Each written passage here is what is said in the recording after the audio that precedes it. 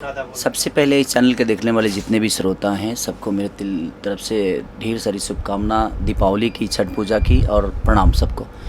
सबसे बड़ी बात कि देखिए कॉन्सेप्ट होता है, जो ये कॉन्सेप्ट आज से नहीं, मुझे लगता है कि 2-3 साल पहले, 4 साल पहले से ये कॉन्सेप्ट हम लोग के दिमाग में था, जिसके राइटर मनोज कुशवाहा जी हैं। और कोई हाथ लगाना नहीं चाहता था, लेकिन हम लोग के सबके प्रयास और विजय भैया ने इस कॉन्सेप्ट पे हाथ लगाया, जबकि विजय भैया की वो क्षमता नहीं थी। एक वर्कर बेचारे लोगों का फिल्म बेचवा कर एक आदमी और अपना घर चलाने वाला आदमी इस सिनेमा का प्रोड्यूसर बना, तो ये बहुत अपने आप में बड़ी बात है। इतना बड़ा हिम्मत बड़े बड़े लोग नहीं कर पाए और हमारे विजय भैया ने किया, तो सबसे पहले बधाई के पात्र तो वो हैं। उसमें सबका सपोर्ट रहा, चाहे वो मैं हूँ या मेघा जी हों या पराग पाटिल हों, प्रिंस जी हों, या उस सिनेमा से जितने जुड़े हुए आर्टिस्ट से लेकर लोकेशन तक, गोरखपुर का लोकेशन है वो, और लेके आपको किसी को नहीं लगेगा जो गोरखपुर है, क्योंकि डिफरेंट शॉर्ट डिवीज़न जो पराग जी ने किया है वो काबिलियत तारीफ़ है।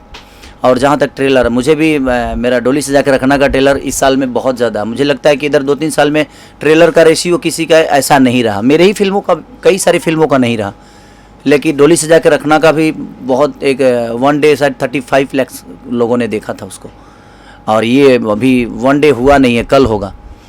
और अभी तक मुझे लगता है कि 34 से 35 लाख लोग देख चुके हैं, और लोगों का प्यार हर दिन बढ़ ही रहा है, इस पे हर घंटे बढ़ रहा है। तो जब एक डिफरेंट फिल्म आदमी बनाता है तो एक रिस्क कवर भी होता है कि पता नहीं लोग देख पाएंगे नहीं देख पाएंगे। लेकिन मैं विजय भैया से बोला, और विजय भैया ने एक बात बोली, क्योंकि वो फिल्मी कीड़ा हैं, तो बोले कि भाई करते हैं कुछ डिफरेंट, हो सकता है इससे कुछ भोजपुरी का भला हो जाए, भोजपुरी के थिएटर में लोग आना शुरू कर दें।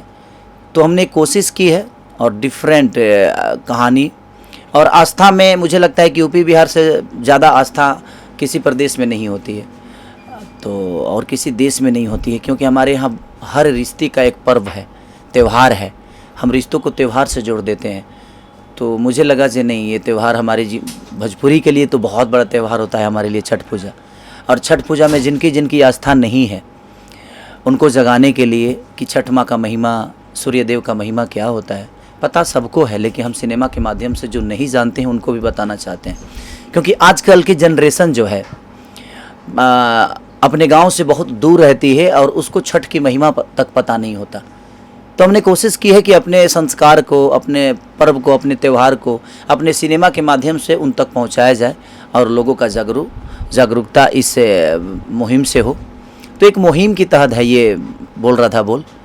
और भैया इस तरीके की जो फिल्में आती है जो बहुत कम बनती है, रिस्क फैक्टर नहीं होता है कि यदि फिल्में ना चली तो? क्योंकि इस तरीके की जो एक कहते हैं ना पूजा पाठ वाली फिल्में लोग नकार देते हैं, आपको लग नहीं रहा था कि ये रिस्क वाली फिल्म है, और लेकिन रिस्पॉन्स अच्छा है? हाँ, वही चीज़ें में हम बोल रहे हैं ना कि देखिए वही रिस्क लेना तो आज लोगों को अच्छा लग रहा है ना, कि डिफरेंट, देखिए आप रिस्क लेंगे तभी डिफरेंट आप कर पाएंगे। कोई भी आदमी जब लगातार छक्का मारता है ना, तो वो दुनिया के नज़र में एक ही दिन में हाईलाइट हो जाता है, और एक ही दिन में अपनी अहमियत बता देता है कि हाँ मेरे पास स्टॉक है खेलने का। तो वही हम लोगों ने भी किया कि अगर आउट हो जाते तो शायद हमें समझ में आता कि शायद ये रिस्क लेना हमारे लिए ठीक नहीं रहा, लेकिन लोगों का प्यार रिस्क लेने पे ही मिला हमें। तो मुझे लगता है कि अब आने वाले भविष्य में, समय में, हर वो आर्टिस्ट, हर वो हीरो, हमारे भोजपुरी के जो भी लोग हैं, जो दिग्गज हैं, जो हमारे आसपास के हैं, जो भी हमारे भाई काम कर रहे हैं, दिनों रात मेहनत सब लोग कर रहे हैं, तो वो भी अगर रिस्क लेंगे तो शायद ये बेहतर चीज़ें होगी। लेकिन हमें सबसे पहले बदलाव एक्टिंग पे देना चाहिए, कि जिस हिसाब के हमारा कॉन्सेप्ट है उस हिसाब से हमारी बॉडी लैंग्वेज, उस हिसाब से हमारी डांस, उस हिसाब से हमारा लुक। सिर्फ हम एक आवारा हैं, हमारे भोजपुरी में प्रॉब्लम यही होती है, या तो हम कोई राजा के बेटा हो जाते हैं और नहीं तो हम आवारा लड़के होते हैं। तो दिखाइए, आप सबको दिखाइए, लेकिन उसके पीछे एक कहानी होनी चाहिए कि वो आवारा क्यों हुआ, आवारा क्यों कोई हो जाता है, तो ये भी तो एक मायने रखता है ना। तो हमने कोशिश की है। और जहाँ तक लुक का, मुझे लगा जब मैं वो लुक लिया तो मुझे लगा जी पुराना खेसारी लाल यादव, जब मैं 2008 में या 9 में मेरी बाल भी ऐसे ही घुंघराले होते थे, और आज भी मेरे बाल जब बढ़ते हैं तो घुंघराले हो जाते हैं। और मैंने उसमें जब लिया तो मैं खुद लगा जी यार मैं तो बहुत स्मार्ट लगता हूँ। होता है ना खुद को, यार मैं तो स्मार्ट हूँ यार, क्योंकि मुझे कभी लगा नहीं कि मैं स्मार्ट हूँ, और मैं दुनिया के नज़र में स्मार्ट हूँ, ये मेरे लिए मायने रखता है। मैं अपने नज़र में स्मार्ट बनना नहीं चाहता, मैं चाहता हूँ कि दुनिया मुझे स्मार्ट बोले हर मायने में, चाहे वो डांस हो, चाहे वो गायकी हो, या मेरा फाइट हो, या मेरा बॉडी हो, या मेरा काम करने का तरीका, इमोशन हो, कॉमेडी हो, जो भी हो, लोग मुझे एक्सीलेंट बोले और सुंदर बोले उस मामले में, तो मैं उस पर ज़्यादा विश्वास करता हूँ। इसीलिए आदमी हर चीज़ पे मेहनत करता है। जैसे पोस्टर में लिखा था नास्तिक से एक आस्तिक बनने की अनोखी प्रेम कहानी, और बकरी से आप प्रेम कर बैठे, इस बार कुछ अलग नहीं हुआ? हाँ, वो जब आप फिल्म देखेंगे तो पता आप सबको चलेगा जो उस बकरी की कितनी अहमियत है इस सिनेमा में। तो मैं अभी तो कुछ खोल नहीं सकता। तो मेरे तरफ से हर आदमी वो बधाई के पात्र हैं, जितने भी उसमें करेक्टर, चाहे वो बीना पांडे जी हों, अवधेश जी हैं, क्या बोलते हैं, सुबोध जी हों, तो कहीं ना कहीं सबका एक, हमारे मास्टर जी महेश आचार्य जी, हर आदमी ने अपना 110%। इनकेस विनोद भैया ने इतना बेहतर काम किया मेरे फादर के रोल में, किस तरह डोली सजा के रखना में हमारा और उनकी केमिस्ट्री आप लोग देखे थे। मुझे लगता कि उससे भी बेहतर केमिस्ट्री हमारी और उनकी, बोल रहा था, बोल में है, और मज़ा आता है उनके साथ काम करके भी मुझे। तो हमारे भोजपुरी के सारे लोग बहुत अच्छे एक्टर हैं। अब उनके साथ काम करने पे एक चैलेंज भी हो जाता है, क्योंकि वो लोग सीनियर हैं हमारे। तो सीनियर के साथ काम करने में एक चीज़ें तो हमेशा आपको डाउट होती है कि भाई ये आदमी कहीं से कहीं खेल जाएगा, हमें क्या करना होगा। तो मज़ा भी आता है और उन लोगों से कुछ सीखने को मिलता है, और आदमी दे भाई सीख रहा है। लोग कह रहे हैं, विजय भैया ने, इस फिल्म के जो प्रोड्यूसर हैं, वो कह रहे हैं कि इस फिल्म को छठ पूजा के मौके पर बिहार में रिलीज किया जाएगा। क्या कहते हैं आप इसको लेकर?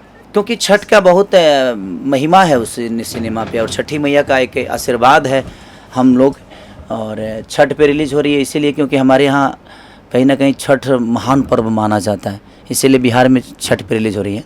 और छठ से जुड़ा हुआ वो पूरा सिनेमा है, तो लोगों को अच्छा लगेगा। एक नास्तिक से आस्तिक बनने वाला आदमी कैसे छठ की महिमा को अपना लेता है, और उसके जीवन में छठ सबसे बड़ा हो जाता है। किस तरीके से देखते हैं? सुपरस्टार और भी आ रहे हैं, क्योंकि विजय भैया ने कहा है कि भाई जिस पे जिक्र होगा वो सिनेमा घर में टंगेगा। क्या लगता है, आपकी फिल्म चैलेंज देगी बॉक्स ऑफिस पर? क्योंकि रिस्पांस मैं जब थिएटर पे कवर करता हूँ तो वहाँ पे खेसाड़ी नाम का लोग टैगो बनाते हैं, कहते हैं कि भाई फिल्म चाहिए तो खेसाड़ी की, लेकिन कुछ और लोग हैं इस लाइन में कि छठ पूजा में वो भी आ रहे हैं। देखिए, खेसारी लाल यादव वो भी मेरे अपने ही हैं, वो भी हमारे भोजपुरी के बेटा हैं। तो सब लोग के चले, मैं किसी को चैलेंज में नहीं रखता। सच पूछिए तो मैं किससे लड़ूं? अपनों से लड़ना मुझे नहीं आता, और मैं कभी अपनों से लड़ा नहीं। हाँ, जहाँ कहीं बात विवाद हो जाती है तो बात अगर पिता एक पुत्र को बोलता है, चाहे पुत्र अगर पिता को बोलता है, तो बातें तो वहाँ भी हो जाती है, वहाँ भी थोड़ी सी अनबन होती है, क्योंकि सवाल जब आते हैं तो जवाब तो आदमी देगा ही, चाहे वो कोई भी हो, चाहे वो पिता हो या पुत्र हो, या पुत्र हो या पिता हो। तो हर आदमी का एक होता है, अपना जरिया होता है। तो मैं किसी से लड़ने के लिए नहीं, मुझे लगता है कि भोजपुरी को बड़ा करने पर हमारा ज़्यादा फोकस होना चाहिए, और हम बेहतर हैं ये हमें बताने की ज़रूरत नहीं है, लोग खुद ही बता देंगे कि कौन कितना बेहतर है। और सब लोग प्यार देते हैं मुझे, मैं अपने आप को बेहतर कभी नहीं माना, मैं तो सिर्फ एक बेटा की तरह लोगों का प्यार पाने की कोशिश करता हूँ, और यही मेरी सफलता है कि मैं सबको अपना पिता मान के और लोगों का अपना गार्जियन स्वरूप, जो भी हमारी माता बहन बेटी हैं, सबको अपना समझ के मैं अपने जीवन को चलाने की कोशिश करता हूँ। तो चैलेंज तो सबके लिए होता है। देखिए, प्रतिनिधि जो होता है कहीं ना कहीं वो भी अपने जीरा से मेहनत कर रहा है, मैं भी कर रहा हूँ। अब किसको कितना प्यार और सम्मान मिलता है ये तो वक्त बताएगा, लेकिन मुझे अपने लोगों पे विश्वास है, उस जनता पे विश्वास है, उस भगवान पे विश्वास है कि वो भगवान मुझे नाराज़ नहीं करते हैं।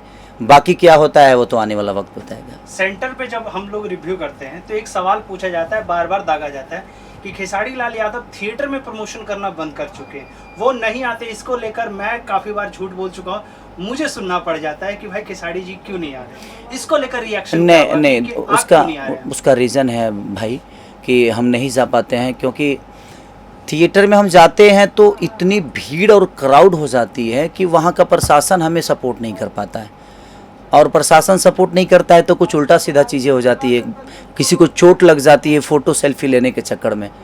तो इसकी वजह से आज की डेट में आदमी थिएटर जाना बंद कर दिया है, क्योंकि वो हमें पुलिस प्रशासन का सपोर्ट नहीं मिलता है। अब प्रशासन हमारे लिए 1.5 घंटा तो बैठेगा नहीं, हमारे सिनेमा के लिए तो आएंगे नहीं। भाई बिहार की प्रशासन है तो उसका अपना भी तो काम है, तो उसमें भी हम दबाव नहीं दे सकते हैं।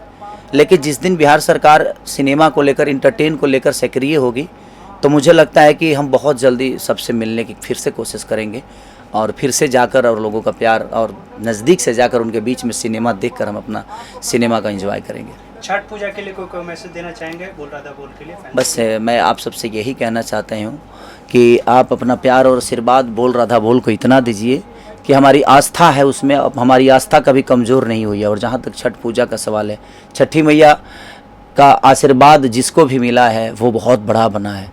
तो बस छठी मैया की गुणगान से एक नास्तिक से आस्तिक बना है कैसे, छठ के महिमा की वजह से। आप ज़रूर देखिए, तब समझ में आएगा कि हमारी छठ की महिमा क्या है। तो प्लीज़ आप अपना प्यार और आशीर्वाद बोल राधा बोल को जरूर छठ दीजिए। पूजा कहाँ लग गई है? अब तो हम डिस्ट्रीब्यूटर, हमारी शायद निशांत जी डिस्ट्रीब्यूटर हैं इसके, तो निशांत भाई से हम पूछ के अपने इंस्टाग्राम पे शेयर कर देंगे। आप लोग देख लीजिएगा कि हमारी सिनेमा कहाँ